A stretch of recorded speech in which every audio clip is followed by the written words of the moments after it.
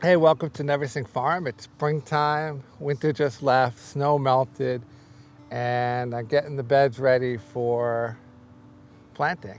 And as you may know, I'm no-till, so there's no BCS or tractor coming in here. There's a permanent bed system, and in the fall I planted some cover crop.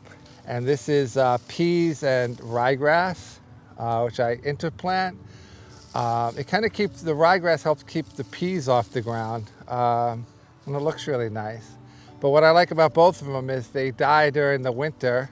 They protect the bed, right? They just mat down.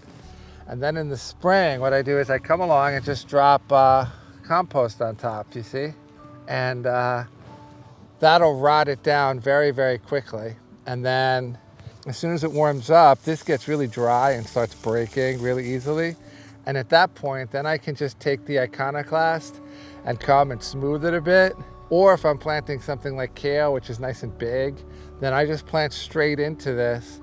And within a month, all of this cover crop will rot away and disappear. And you won't see it anymore, and it doesn't get in the way. Here, let me bring you over and show you what it's like before we put the compost on top of it.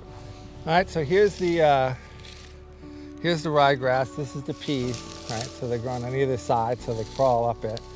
And before we compost, we can roll it with the gritter just to make it flat, and then put the compost right on top.